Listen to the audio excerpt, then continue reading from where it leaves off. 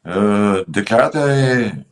ambasadës amerikane, që i drejtohet kryesisht shtetasve amerikan, po njëkohësisht patjetër që jemi të goditur edhe ne, është edhe një lajm për shqiptarët, ishte që Irani mund të sulmoj qoftë persona të veçantë të opozitës iraniane, por qoftë edhe ambiente publike në territorin e Shqipërisë. Ky është një lajm shumë i keq për Shqipërinë për një arsye të thjeshtë, pasi kemi edhe një deklaratë të kryeministit tashmë të bërë, i cili e quante Iranin si një shtet terrorist. Pra e futi Shqipërinë në atë udhë ku Shqipëria nuk duhet të ishte futur, se nuk u futën asnjë nga vendet e Bashkimit Evropian. Gjithashtu nuk u mendua gjatë për një arsye të thjeshtë, jo vetëm Shqipëria, por edhe Europa nuk ka kupol mbrojtëse për sa i përket raketave iraniane. Dhe ajo që është më e rëndësishme ishte që të gjithë vendet e Europës nuk e pranuan që të bashkoheshin luftës së Izraelit, pikërisht vetëm për këtë, sepse nuk kanë kapacitete, të themi, për mbrojtjen e vendeve të tyre. Kështu që në këtë lloj situate, në këtë lloj deklarate që vjen sot, kur e gjithë NATO,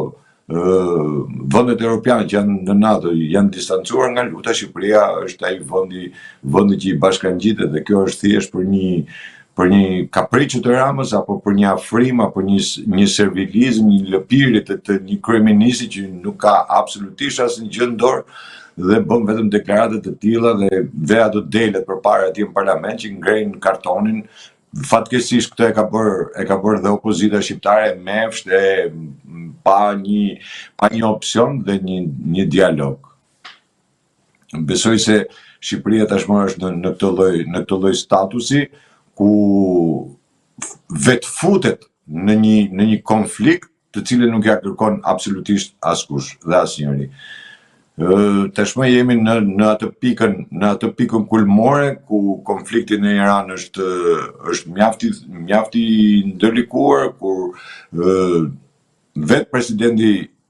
Trump deklaroi që do shoh qëndrimin e Amerikës në NATO. Kështu që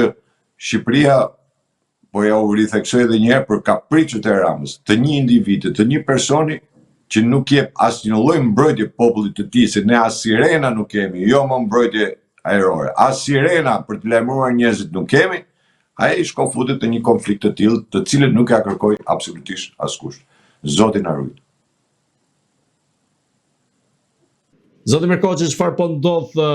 në lidhjen e mesme në luftën me Iranin, ku nga njëra anë presidenti amerikan Donald Trump ka deklaruar se është në negociata me zyrtar të lartë iranian, nga ana tjetër Teherani i mohon dhe i hedh poshtë këto negociata, pra se ka fillime bisedimesh për t'i dhënë fund luftës atje. Është një taktik që Trump e përdor shpesh në politikën e tij, duke dashur që të mos i bashkohet apo mos tërhiqet më nga Izraeli për sa i përket vazhdimit të luftës, duke pasur parasysh që është një luftë e cila nuk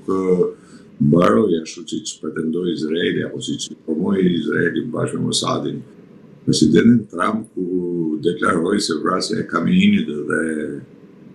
për 2-3 ditë më edhe kupolës ushtrisë do bënte të mundur që për 2-3 ditë Irani të rrëzohej.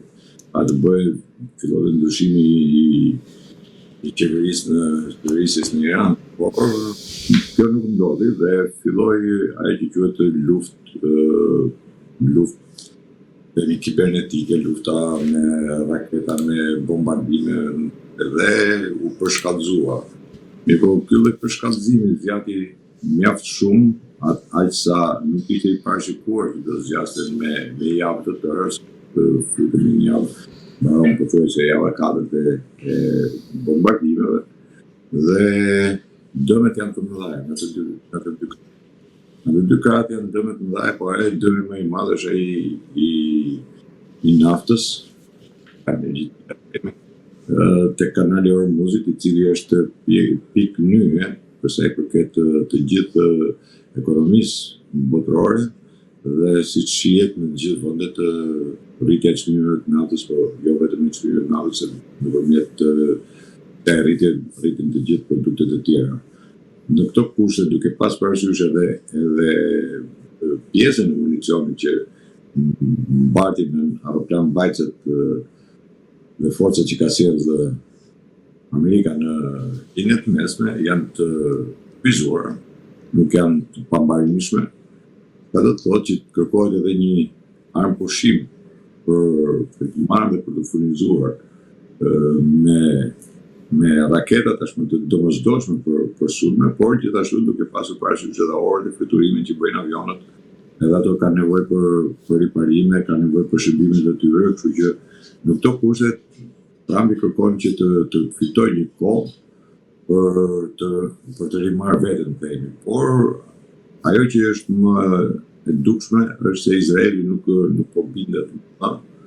në atë çfarë Trumpi kërkon në strategji. Duket sikur janë dy strategji të ndryshme, pra strategjia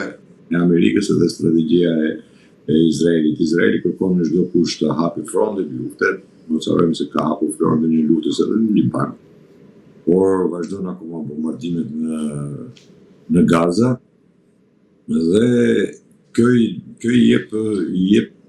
të mundur Trumpit që të shohë tashmë se çfarë strategji do ndjekë Amerika në këtë lloj konflikti. Nuk ishte parashikuar që Irani, sipas informacioneve që kishin, nuk ishte parashikuar që Irani kishte armatime dhe këtë kohë zgjatje, por u morën ndoshta si bluff ato deklarata që bëri Khamenei para se të fillonte luftën, u deklaroi se lufta do jetë e gjatë, do shtrihet në të gjithë lindjen e mesme dhe strategjia që ka ndërtuar Irani është një strategji e cila ka ndryshuar totalisht, domethënë në strategjinë e tyre. Kjo ndoshta u mor pak si, nuk di, ose si presioni i Iranit dhe Izraeli bëri të mundur domethënë që të fillonte sulmin kundër Iranit. Një sulm aq sa jemi ndjeni, domethënë sulm që Trumpi nuk e priste ta niste sepse ishin në negociata. Në momentin që ishin negociata nuk kishte as 24 orë që ishin ngritur nga tavolina dhe ishte hera parë që Amerika dhe Irani, përfaqësuesit e Amerikës dhe të Iranit uleshin në tavolinë bashkë, domethënë se konferencat e tjera ishin me Omanin, pra ishte Omani interlokutori i bisedimeve, kur arritën që të ulen bashkë në tavolinë dhe vendosin disa pika, realisht vendosin disa pika. Në atë moment, pas kaluar 24 orë, Izraeli goditi dhe goditja e Izraelit bëri pas, domethënë, themi detyroi, nuk e themi dot, por bëri atë që Trumpi të dilte dhe të deklaronte që ne jemi në mbështetje të Izraelit. Pasi dihet që gjithmonë Amerika ka qenë në mbështetje të Izraelit. Dhe shmo kemi ardhur në këtë konflikti.